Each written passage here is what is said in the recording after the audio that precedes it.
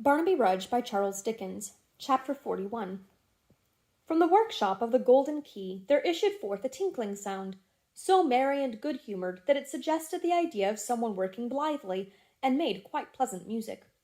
No man who hammered on at a dull, monotonous duty could have brought such cheerful notes from steel and iron, none but a chirping, healthy, honest-hearted fellow, who made the best of everything, and felt kindly towards everybody, could have done it for an instant. He might have been a coppersmith, and still been musical. If he had sat in a jolting wagon full of rods of iron, it seemed as if he would have brought some harmony out of it. Tink, tink, tink. Clear as a silver bell, and audible at every pause of the street's harsher noises, as though it said, "I don't care. Nothing puts me out. I am resolved to be happy." Women scolded, children squalled, heavy carts went rumbling by, horrible cries proceeded from the lungs of hawkers. Still it struck in again, no higher, no lower, no louder, no softer, not thrusting itself on people's notice a bit the more for having been outdone by louder sounds. Tink, tink, tink, tink, tink. It was a perfect embodiment of the still small voice, free from all cold, hoarseness, huskiness, or unhealthiness of any kind. Foot-passengers slackened their pace and were disposed to linger near it. Neighbors who had got up splenetic that morning felt good humour stealing on them as they heard it, and by degrees became quite sprightly. Mothers danced their babies to its ringing. Still the same magical tink, tink, tink came gaily from the workshop of the Golden Key. Who but the locksmith could have made such music? A gleam of sun shining through the unsashed window and checkering the dark workshop with a broad patch of light fell full upon him, as though attracted by a sunny heart. There he stood working at his anvil, his face all radiant with exercise and gladness, his sleeves turned up, his wig pushed off his shining forehead, the easiest, freest, happiest man in all the world. Beside him sat a sleek cat, purring and winking in the light, and falling every now and then into an idle doze, as from excess of comfort. Toby looked on from a tall bench hard by, one beaming smile from his broad nut-brown face down to the slack-baked buckles in his shoes. The very locks that hung around had something jovial in their rust, and seemed like gouty gentlemen of hearty natures, disposed to joke on their infirmities. There was nothing surly or severe in the whole scene. It seemed impossible that any one of the innumerable keys could fit a churlish strong-box or a prison door. Cellars of beer and wine, rooms where there were fires, books, gossip, and cheering laughter, these were their proper sphere of action. Places of distrust and cruelty and restraint they would have left quadruple locked forever. Tink, tink, tink. The locksmith paused at last and wiped his brow. The silence roused the cat, who, jumping softly down, crept to the door and watched with tiger eyes a bird-cage in an opposite window. Gabriel lifted Toby to his mouth and took a hearty draught. Then, as he stood upright, with his head flung back and his portly chest thrown out, you would have seen that Gabriel's lower man was clothed in military gear. Glancing at the wall beyond, there might have been espied, hanging on their several pegs, a cap and feather, broadsword, sash, and coat of scarlet, which any man learned in such matters would have known from their make and pattern to be the uniform of a sergeant in the Royal East London Volunteers. As the locksmith put his mug down empty on the bench whence it had smiled on him before, he glanced at these articles with a laughing eye, and looking at them with his head a little on one side as though he would get them all into a focus, said, leaning on his hammer, "Time was, now I remember, when I was like to run mad with the desire to wear a coat of that colour. If any one except my father had called me a fool for my pains, how I should have fired and fumed. But what a fool I must have been, surely." "Ah," sighed Mrs. Varden, who had entered unobserved, "a fool indeed. A man at your time of life, Varden, should know better now." "Why, what a ridiculous woman you are, Martha," said the locksmith, turning round with a smile. "Certainly," replied Mrs. V. with great demureness. "Of course I am. I know that, Varden, thank you." "I mean," began the locksmith. "Yes," said his wife, "I know what you mean. You speak quite plain enough to be understood, Varden. It's very kind of you to adapt yourself to my capacity, I am sure." "Tut, tut, Martha," rejoined the locksmith, "don't take offence at nothing. I mean, how strange it is of you to run down volunteering when it's done to defend you and all the other women, and our own fireside and everybody else's in case of need." "It's unchristian," cried Mrs. Varden, shaking her head. "Unchristian?" said the locksmith. "Why, what the devil—" Mrs. Varden looked at the ceiling as in expectation that the consequence of this profanity would be the immediate descent of the four-post bedstead on the second floor, together with the best sitting-room on the first. But no visible judgment occurring, she heaved a deep sigh and begged her husband in a tone of resignation to go on, and by all means to blaspheme as much as possible, because he knew she liked it. The locksmith did for a moment seem disposed to gratify her, but he gave a great gulp and mildly rejoined, "I was going to say, what on earth do you call it unchristian for? Which would be most unchristian, Martha, to sit quietly down and let our houses be sacked by a foreign army, or to turn out like men and drive 'em off?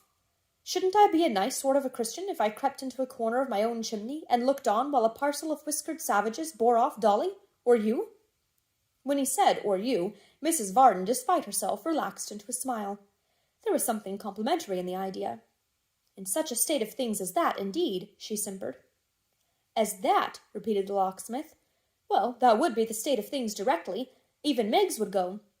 Some black tambourine player with a great turban on would be bearing her off, and unless the tambourine player was proof against kicking and scratching, it's my belief he'd have the worst of it. Ha, ha, ha! I'd forgive the tambourine player. I wouldn't have him interfered with on any account, poor fellow." And here the locksmith laughed again so heartily that tears came into his eyes, much to Mrs. Varden's indignation, who thought the capture of so sound a Protestant and estimable a private character as Miggs by a pagan negro a circumstance too shocking and awful for contemplation.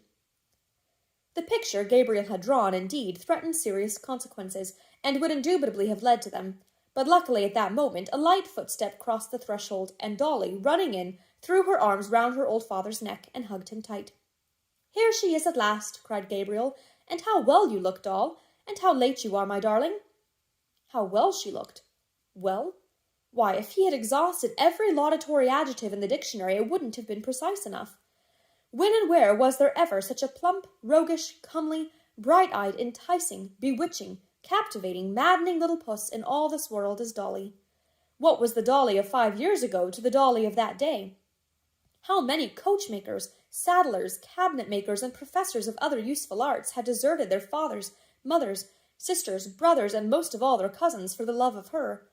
How many unknown gentlemen, supposed to be of mighty fortunes, if not titles, had waited round the corner after dark, and tempted Miggs the incorruptible, with golden guineas, to deliver offers of marriage folded up in love-letters? How many disconsolate fathers and substantial tradesmen had waited on the locksmith for the same purpose, with dismal tales of how their sons had lost their appetites, and taken to shut themselves up in dark bedrooms, and wandering in desolate suburbs with pale faces, and all because of Darley Varden's loveliness and cruelty?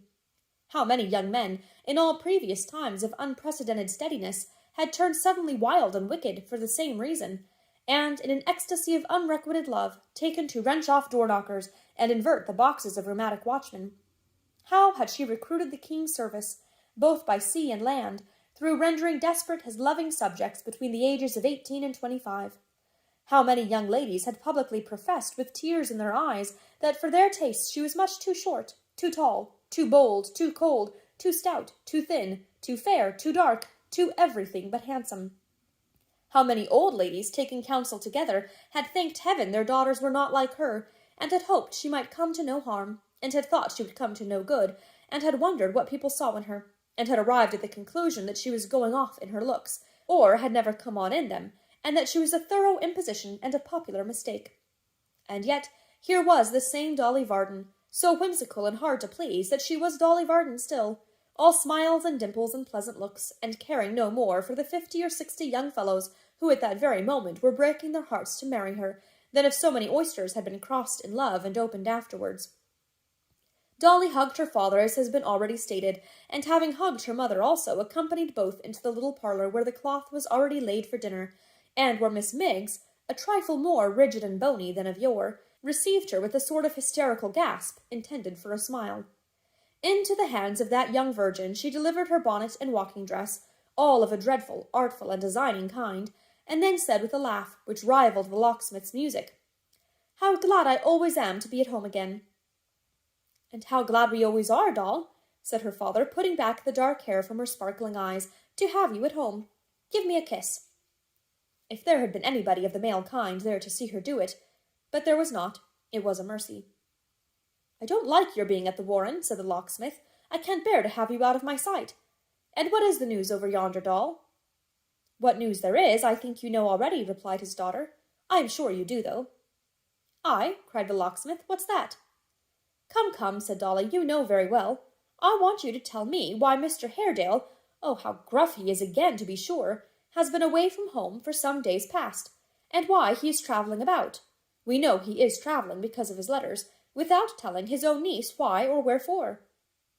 "Miss Emma doesn't want to know, I'll swear," returned the locksmith. "I don't know that," said Dolly, "but I do, at any rate. Do tell me. Why is he so secret? And what is this ghost story which nobody is to tell Miss Emma, and which seems to be mixed up with his going away? Now I see you know by your colouring so."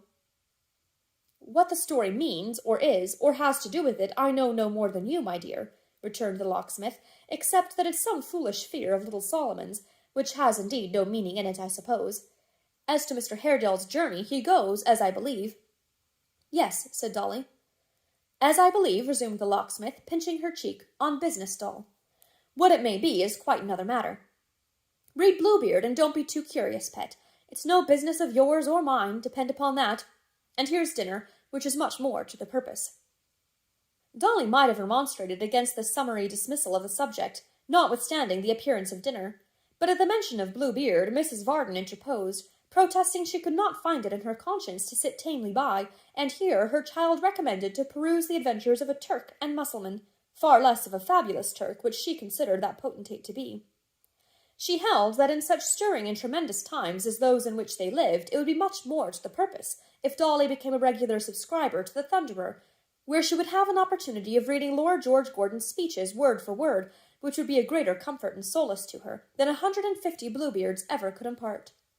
She appealed in support of this proposition to Miss Miggs, then in waiting, who said that indeed the peace of mind she had derived from the perusal of that paper generally, but especially of one article of the very last week as ever was, entitled "Great Britain Drenched in Gore," exceeded all belief. The same composition, she added, had also wrought such a comforting effect on the mind of a married sister of hers, then resident at Golden Lion Court, No. 27, second bell-handle on the right-hand door-post, that, being in a delicate state of health, and, in fact, expecting an addition to her family, she had been seized with fits directly after its perusal, and had raved of the Inquisition ever since, to the great improvement of her husband and friends. Miss Miggs went on to say that she would recommend all those whose hearts were hardened to hear Lord George themselves, whom she commended first in respect of his steady Protestantism, then of his oratory, then of his eyes, then of his nose, then of his legs, and lastly of his figure generally, which she looked upon as fit for any statue, prince, or angel, to which sentiment Mrs. Varden fully subscribed.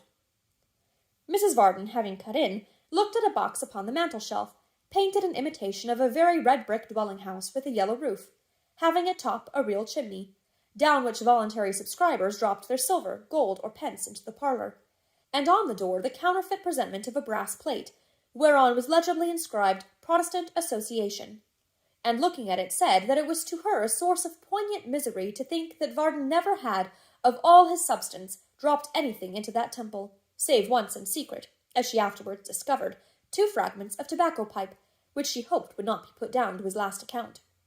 That Dolly, she was grieved to say, was no less backward in her contributions, better loving, as it seemed, to purchase ribbons in such gauds than to encourage the great cause, then in such heavy tribulation, and that she did entreat her father she much feared could not be moved, not to despise but imitate the bright example of Miss Miggs, who flung her wages, as it were, into the very countenance of the Pope, and bruised his features with her quarter's money. "Oh, Mim," said Miggs, "don't allude to that. I had no intentions, Mim, that nobody should know. Such sacrifices as I can make are quite a widow's mite. It's all I have," cried Miggs, with a great burst of tears, for with her they never came on by degrees. "But it's made up to me in other ways. It's well made up." This was quite true, though not perhaps in the sense that Miggs intended. As she never failed to keep her self-denial full in Mrs. Varden's view, it drew forth so many gifts of caps and gowns and other articles of dress, that upon the whole the red-brick house was perhaps the best investment for her small capital she could possibly have hit upon, returning her interest at the rate of 7 or 8% in money, and 50 at least in personal repute and credit. "You needn't cry, Miggs," said Mrs. Varden, herself in tears. "You needn't be ashamed of it, though your poor mistress is on the same side." Miggs howled at this remark in a peculiarly dismal way, and said she knowed that master hated her, that it was a dreadful thing to live in families and have dislikes and not give satisfactions, that to make divisions was a thing she could not abear to think of, neither could her feelings let her do it. That if it was master's wishes as she and him should part, it was best they should part, and she hoped he might be the happier for it, and always wished him well, and that he might find somebody as would meet his dispositions. It would be a hard trial, she said, to part from such a missus, but she could meet any suffering when her conscience told her she was in the rights, and therefore she was willing even to go that lengths. She did not think, she added, that she could long survive the separations, but, as she was hated and looked upon unpleasant, perhaps her dying as soon as possible would be the best endings for all parties. With this affecting conclusion, Miss Miggs shed more tears and sobbed abundantly. "Can you bear this, Varden?" said his wife in a solemn voice, laying down her knife and fork. "Why, not very well, my dear," rejoined the locksmith, "but I try to keep my temper." "Don't let there be words on my account, Mim," sobbed Miggs. "It's much the best that we should part. I wouldn't stay, oh, gracious me, and make dissensions, not for annual gold mine, and found in tea and sugar." Lest the reader should be at any loss to discover the cause of Miss Miggs' deep emotion, it may be whispered apart that, happening to be listening, as her custom sometimes was, when Gabriel and his wife conversed together, she had heard the locksmith's joke relative to the foreign black who played the tambourine, and bursting with the spiteful feelings which the taunt awoke in her fair breast, exploded in the manner we have witnessed. Matters having now arrived at a crisis, the locksmith, as usual, and for the sake of peace and quietness, gave in. "What are you crying for, girl?" he said. "What's the matter with you? What are you talking about hatred for? I don't hate you. I don't hate anybody. Dry your eyes and make yourself agreeable in heaven's name, and let us all be happy while we can." The allied powers, deeming it good generalship to consider this a sufficient apology on the part of the enemy, and confession of having been in the wrong, did dry their eyes, and take it in good part. Miss Miggs observed that she bore no malice, no, not to her greatest foe, whom she rather loved the more, indeed, the greater persecution she sustained. Mrs. Varden approved of this meek and forgiving spirit in high terms, and incidentally declared as a closing article of agreement that Dolly should accompany her to the Clerkenwell branch of the association that very night. This was an extraordinary instance of her great prudence and policy, having had this end in view from the first, and entertaining a secret misgiving that the locksmith, who was bold when Dolly was in question, would object. She had backed Miss Miggs up to this point, in order that she might have him at a disadvantage. The manoeuvre succeeded so well that Gabriel only made a wry face, and with the warning he had just had fresh in his mind, did not dare to say one word. The difference ended, therefore, in Miggs being presented with the gown by Mrs. Varden, and half a crown by Dolly, as if she had eminently distinguished herself in the paths of morality and goodness. Mrs. V, according to custom, expressed her hope that Varden would take a lesson from what had passed, and learn more generous conduct for the time to come. And the dinner being now cold, and nobody's appetite very much improved by what had passed, they went on with it, as Mrs. Varden said, like Christians. As there was to be a grand parade of the Royal East London Volunteers that afternoon, the locksmith did no more work, but sat down comfortably with his pipe in his mouth, and his arm round his pretty daughter's waist, looking lovingly on Mrs. V from time to time, and exhibiting from the crown of his head to the sole of his foot one smiling surface of good humour. And to be sure, when it was time to dress him in his regimentals, and Dolly, hanging about him in all kinds of graceful winning ways, helped to button and buckle and brush him up, and get him into one of the tightest coats that ever was made by mortal tailor, he was the proudest father in all England. "What a handy jade it is," said the locksmith to Mrs. Varden, who stood by with folded hands, rather proud of her husband too, while Miggs held his cap and sword at arm's length, as if mistrusting that the latter might run someone through the body of its own accord. "But never marry a soldier doll, my dear." Dolly didn't ask why not, or say a word, indeed, but stooped her head down very low to tie a sash. "I never wear this dress," said honest Gabriel, "but I think of poor Joe Willett. I loved Joe. He was always a favourite of mine. Poor Joe. Dear heart, my girl, don't tie me in so tight." Dolly laughed, not like herself at all, the strangest little laugh that could be, and held her head down lower still. "Poor Joe," resumed the locksmith, muttering to himself. "I always wish he had come to me.